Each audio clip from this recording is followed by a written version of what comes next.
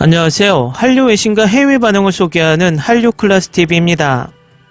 오늘은 한류 왜 아시아에서 쿨은 K로 표시됩니까? 란 제목의 미국 언론 워싱턴 타임즈 기사를 살펴보겠습니다.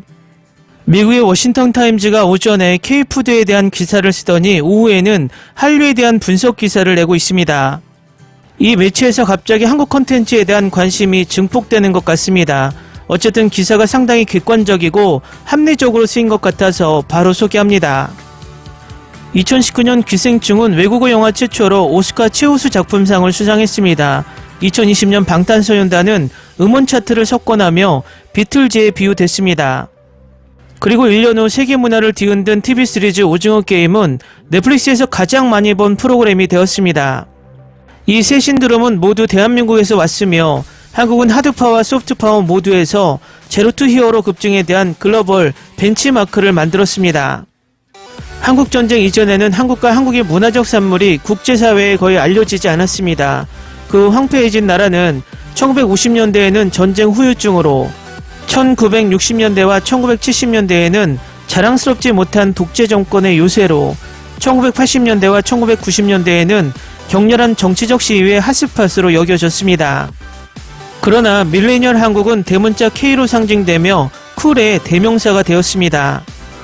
1999년 중국 언론인이 중국 내 대중문화, K드라마, K팝, K영화, K게이밍의 엄청난 유행을 묘사하기 위해 만든 용어인 한류라는 용어를 처음 사용합니다. 그리고 이 한류는 아시아를 휩쓸기 시작했습니다. 이후 할리우드는 인구 5천만 명이 조금 넘는 나라에서 엄청난 예술적 영향력과 관심을 불러일으키며 전 세계를 휩쓸었습니다. 한류는 세계 무대에서 한국의 국가 브랜드를 높이는 데 중요한 역할을 했습니다. 그들의 나라가 중국과 일본의 두 문화 강대국 사이에 끼어 있을 때 한국은 그들이 필요한 정체성을 찾기 시작했습니다. 한국인은 세계 2위와 3위의 경제대국 사이에 있고 인구도 훨씬 더 적은 작은 나라일 때 소프트파워가 하드파워보다 낫다는 것을 이해했기 때문에 한류의 꼬리를 탔다고 말합니다. 부산대학교 한국학과 동아시아학을 전공하고 서울여자대학교에서 한국학을 가르치는 데이비드 티차드는 메이드 인 코리아 꼬리표는 한때 빈곤이나 극단적인 경우 전체주의적 독재자와 핵미사일의 이미지를 불러일으켰다고 덧붙입니다.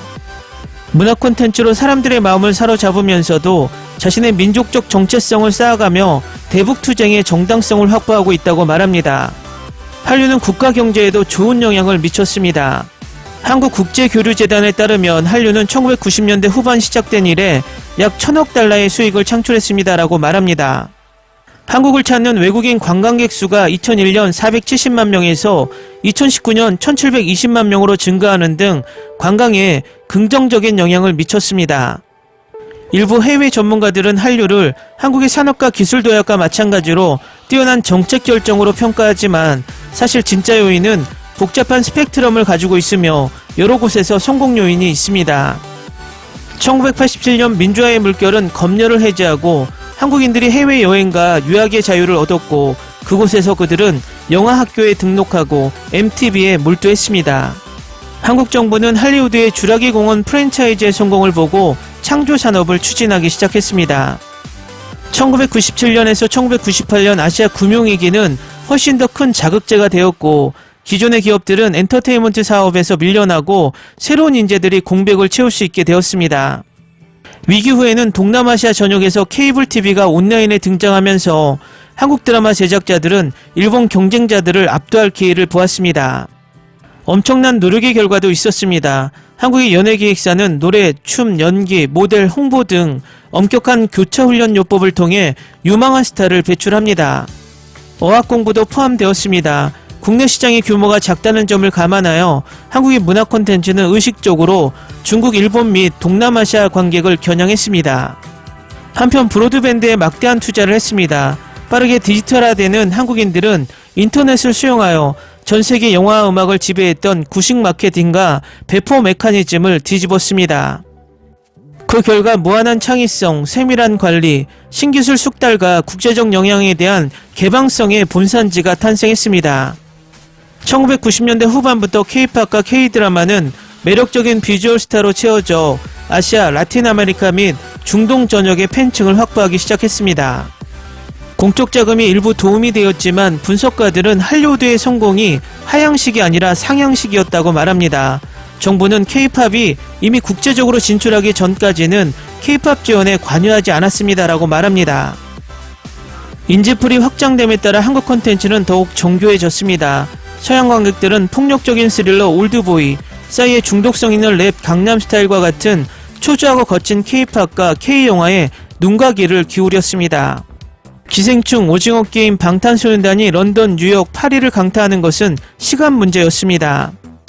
한국이 성공적으로 한 것은 현대적이고 산업화된 아시아 국가를 위한 다음 큰 무대를 만든 것입니다라고 싱가포르 박미디어 그룹의 대표이자 한류가 전통적인 K-제품의 자산이라고 언급하는 하기하라 케이코 방이 말합니다. 화면에 나오는 매 순간은 한국의 패션, 디자인, 음식, 화장품, 관광, 전자제품, 심지어 자동차에 대한 관심을 불러일으킬 수 있는 기회입니다라고 그녀는 말합니다. 한류의 다재다능함은 또한 이전의 아시아 문화 강국보다 한국을 앞서게 했습니다. 홍콩에는 영화가 있었고 일본에는 애니메이션이 있었지만 한국에서는 음식, 음악, 영화, 미용, 패션, 컴퓨터 게임 등 다양한 매체에서 이런 일이 일어나고 있습니다라고 티자드는 말합니다. 비서구권, 비영어권 국가에서 그런 일은 전에는 실제로 일어나지 않았습니다. 한국은 미지의 영역에 있습니다. 하기하라 씨는 창의성을 국가의 인터페이스로 전환하는 이 능력은 가장 특별합니다라고 말합니다. 정부, 기업, 시민 세력 등 전체 사회가 강제력이 없이 이런 방식으로 국가 브랜드를 구축하는 나라는 세계 어디에도 없다고 생각합니다. 일방적으로 한류는 국가의 정책이다 이런 식의 기사가 아니라 다면적으로 한류의 성공에 대해서 잘 분석한 기사 같습니다.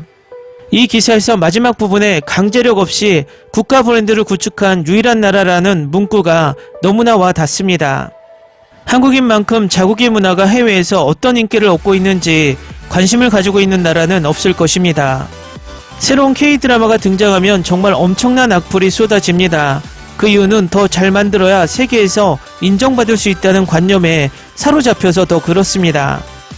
결국 해외 시청자는 관람자 역할을 하지만 한국인은 스스로 관람자가 아닌 감시자가 됩니다. 그래서 그 수많은 질타를 견디고 성장하는 것이 바로 K-드라마, K-영화, K-팝입니다. 그들은 5천만 명의 감시자들 때문에 더 잘해야 하고 그만큼 발전해야 한다는 것입니다. 이 부분은 어떤 면에서 장단점이 있지만 지금까지는 한류의 발전에 큰 역할을 했다는 것을 부인할 수 없습니다. 하지만 가끔은 우리도 전문가 또는 비평가가 아닌 한류를 즐기는 관람자가 되길 바랍니다. 한류클래스TV는 한류 외신과 해외 반응을 꾸준히 쫓아가 보겠습니다. 재밌게 잘 보셨나요? 여러분의 구독, 좋아요, 댓글, 알람 설정은 컨텐츠 제작에 큰 힘이 됩니다. 그리고 항상 하시는 일마다 대박 나시고 행복하시길 바랍니다.